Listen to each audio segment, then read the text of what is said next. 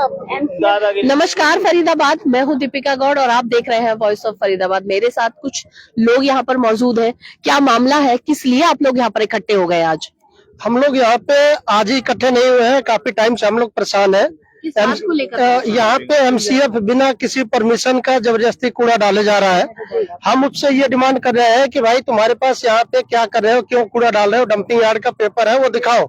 वो पुलिस बल ला करके पब्लिक को डरा धमका दे रहे हैं। समय पहले बहुत सारी पुलिस यहाँ पर थी, पूरा छावनी में तब्दील कर दिया था इसको। हाँ जी बिल्कुल, एक एक पुलिस वाले दो लठ लेकर के आए हैं, गाड़ियां भर भर के आई है पुलिस वाले, जैसे कि यहाँ पे कोई आतंकवादी हमला हुआ हो, धारा 144 लगा हो कि भाई घरों में से किसी को नहीं निकलना चाहिए।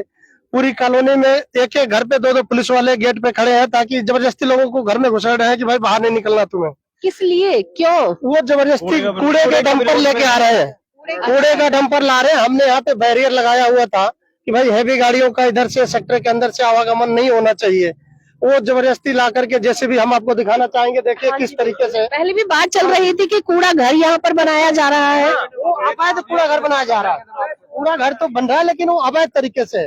आप देख सकते हैं ये किस तरीके से हैवी व्हीकल के लिए लगाया गया था बैरियर, उसको तोड़ ताड़ दिया उन्होंने बुरी तरीके से ताकि ये दोबारा न तोड़ सके। ये पुलिस की मौजूदगी में पद्म भूषण जी ने पूरा ये काम किया है, जेसीबी लेकर के पब्लिक को घर में बंद करके। अभी सुना गया था कि आग वाग लगी थी या कुछ ऐसा हुआ था? नहीं, ऐसा कुछ नहीं है। पब्लिक है भाई, पब्लिक अपना ये चाह रही है कि वो कूड़ा नहीं लाए, पेपर के साथ में है, लेकिन वो अभी तीसरी बार फोर्स लेकर के पब्लिक पे यूज कर रहे हैं फोर्स अपना। एमसीएफ कमिश्नर आने की बात कह रहे थे आप यहाँ पर कि वो भी पहुंचे हैं। एमसीएफ से कम 3 गाड़ियां ऑफिसर, 3 ऑफिसर आए हुए थे। वो लोग हम आपको दिखा सकते हैं कि किस तरीके से अभी थोड़ी देर पहले यदि आप आए होते तो आपको फोर्स की पूरी लाइन मिल जाती जी। लेकिन बाकी और भी लोग हैं, जैसे हमारे डागर साहब हैं, ये एनजीटी की केस भी डील कर रहे हैं, ये उसको विस्तार से बताएंगे कितनी जबरदस्ती कर रही है। क्या किस तरह की जबरदस्ती की बात कर रहे हैं ये? देखिए मैडम, जबरदस्ती की बात तो ये है कि ये जो डंपिंग यार्ड यहाँ बन रहा है ये कम्प्लीटली इलीगल है। ये जमीन बिलोंग्स टू वन विभाग और हेल्थ डिपार्टमेंट की है। अच्छा। यहाँ नगर निगम की जमीन ही नहीं है। उसके बाद नगर निगम की जब जमीन नहीं है तो कैसे वो अपने यहाँ पर डंपिंग यार्ड बनाने की बात कर रही है? मैं वही तो आपसे कह रहा हूँ कि ये जबरदस्ती हो रहा है, फोर्सफुली हो रहा है कि यहाँ के लोगों को कॉर्नर किया गया है। देखा गया है कि लोग बहुत कमजोर स्थिति में हैं, कमाने दमाने वाले लोग हैं, रोज नौकरी पेशे वाले लोग हैं। ये ऑब्जेक्शन तो कोई करेंगे नहीं, तो बेटर है कि यहाँ बना लो। और यही हुआ है। पिछले 1.5 साल से हमने धरने भी दिए, हर चीज की, उसके बावजूद भी सरकार के सर में जू नहीं रहेंगी बिल्कुल भी। और जो उनका मन आया उन्होंने वही किया और आज भी वही कर रहे हैं। जैसा और भाइयों ने बताया कि यहाँ से बैरियर तोड़ दिया, ये हुड्डा की प्रॉपर्टी है और यहाँ हुड्डा जो रेजिडेंट है उन्होंने ऑलरेडी हुड्डा से परमिशन ली हुई है इस बैरियर को लगाने के लिए कि कोई भी बाहरी वाहन यहाँ से ना निकले। उसके बावजूद भी आज नगर निगम ने जबरदस्ती ये बैरियर यहाँ से तोड़ दिया। हमारी ऑलरेडी पहले भी जॉइंट कमिश्नर रहे हैं जितेंद्र गर्ग, उनसे मेरी पहले भी बात हुई, उन्होंने मीटिंग भी हुई हमारी और उनसे यही बात हुई। उन्होंने कहा कि ठीक है, हम जब ट्रक लेके आएंगे तब हमारे पास डॉक्यूमेंटेशन पूरे होंगे, चाहे वो पॉल्यूशन की एनयूसी हो, चाहे वो एनजीटी से कोई डॉक्यूमेंटेशन हो, चाहे वो हेल्थ डिपार्टमेंट से हो, चाहे फिर वो वन विभाग से हो। आज भी वो खाली हाथ आए, आज भी उनके पास कोई डॉक्यूमेंट नहीं था बिल्कुल भी।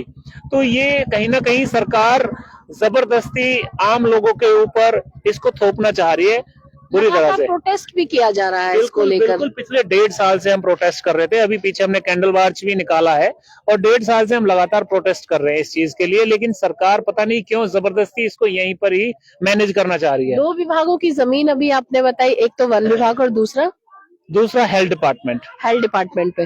तो क्या उन विभागों ने कुछ इस पे हस्तक्षेप नहीं किया अपना? बिल्कुल किया है। हमारे पास वन विभाग की भी एक वो है, एनओसी है कि हमने इसको नगर निगम को कोई परमिशन नहीं दी है कचरा डालने के लिए। सेम विद हेल्थ डिपार्टमेंट, उन्होंने भी हमें एक एनओसी दे रखी है, हमने इनको कोई भी परमिशन नहीं दी है। आज तक भी जो जमीन है वो रेवेन्यू में आज तक भी वन विभाग और हेल्थ डिपार्टमेंट के ही नाम है आज तक भी। और सबसे बड़ी बात है, यहाँ का इतना अच्छा एनवायरनमेंट था, यहाँ का करीब 500 पेड़ थे जो कभी वन विभाग ने यहाँ लगाए थे हेल्थ डिपार्टमेंट की जमीन में, वो भी बिना किसी परमिशन के।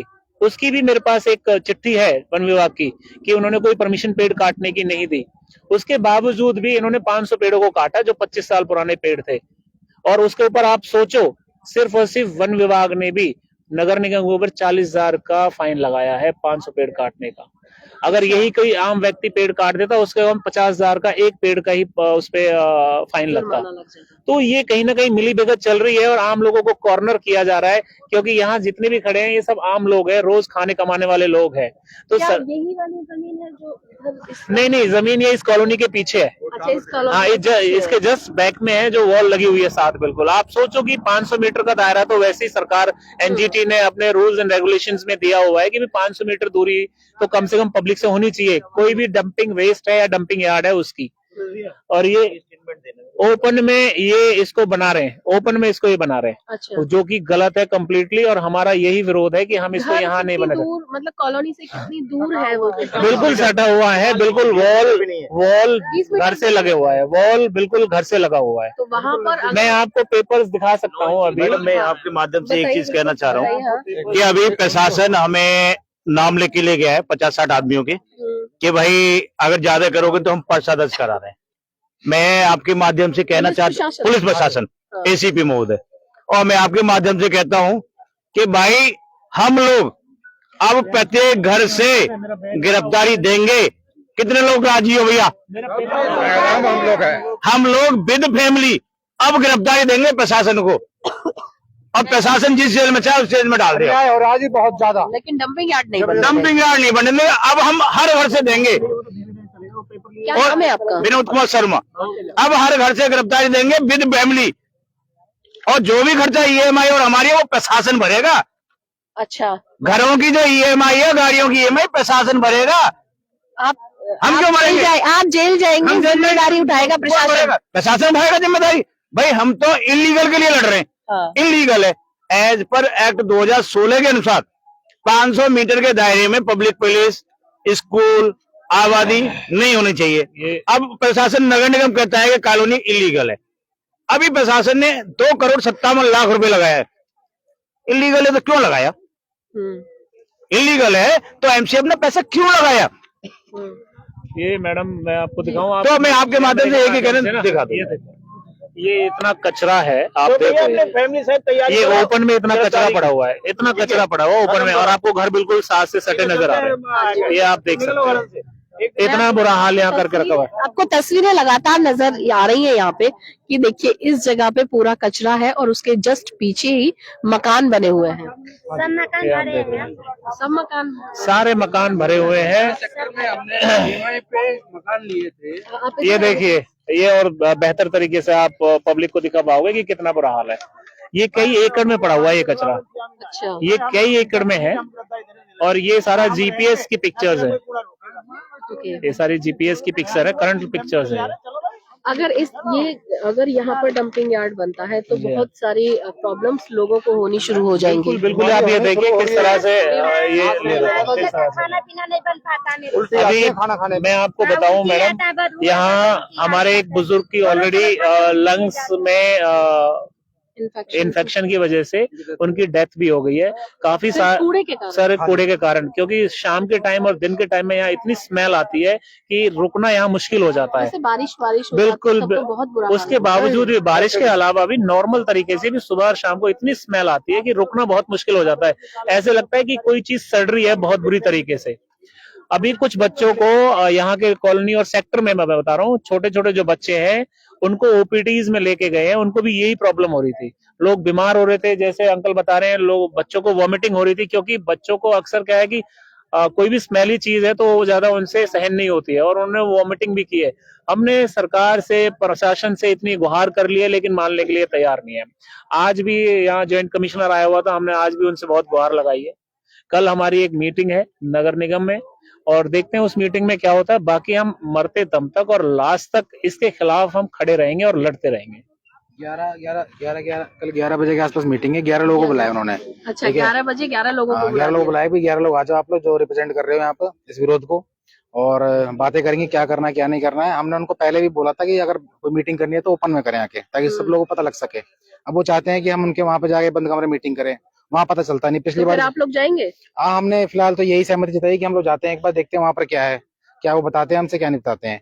अभी भी क्या उन्होंने 10-11 लोगों का नाम लिख लिया एफआईआर के लिए आज भी, हम रोक रहे थे तो 10-11 लोग नाम लिख लिए, मेरा नाम भी लिख लिया है, इनका नाम भी लिख लिया है और लोगों का नाम लिख लिया है FIR कि FIR करेंगे। ठीक है, मतलब वो दबाव डालना चाहते हैं। किस वजह से FIR कर रहे हैं? क्या पूछा नहीं कि FIR क्यों की जा रही है? वो इसलिए कर रहे हैं कि वो चाहते हैं कि डंपिंग यार्ड यहाँ बने, कूड़ा जाता रहे और आप लोग विरोध मत करो। आप वो रोको तो मत, ठीक है, वो चलिए वो उधर का माना, आप लोगों पर किस लिए FIR कर रहे हैं? हम विरोध ना करें इसका, अच्छा। हम शांति से घर बैठे अपने क्या जानते चार्जेस हैं। लगेंगे FIR में? ये तो वही बता सकते हैं क्या लगेंगे, हमें तो पता नहीं, पर हम तो अपने बच्चों के लिए, अपने लिए, अपने जीवन के लिए संघर्ष कर रहे हैं। और या तो हम यहाँ मरेंगे या वहां मरेंगे, बात बराबर है हमारे लिए। तो हम सड़क को मरना पसंद करेंगे, बजाय कि कूड़े घर से मरे हम। ये सभी निवासी थे सेक्टर 56 के, जो लगातार विरोध कर रहे हैं कि हमारी कॉलोनी के बराबर में किसी सेक्टर 56 जैसा कहा है कि लाखों की आबादी इससे प्रभावित होगी और कुछ इस कॉलोनी के आसपास ही डंपिंग यार्ड बनाने की बात की जा रही है और लगातार ये सेक्टर 56 के जो लोग हैं इस डंपिंग यार्ड का विरोध कर रहे हैं, जिसमें आज यहाँ पर लगातार पुलिस प्रशासन भारी बल के साथ मौजूद रहा और अभी भी यहाँ पर ये लोग मौजूद हैं और कह रहे हैं कि प्रत्येक घर से गिरफ्तारी दी जाएगी, लेकिन यहाँ पर डंपिंग यार्ड नहीं बनने दिया जाएगा। आप शहर की तमाम छोटी बड़ी अपडेट्स के लिए बने रहिए हमारे साथ और देखते रहिए वॉइस ऑफ फरीदाबाद।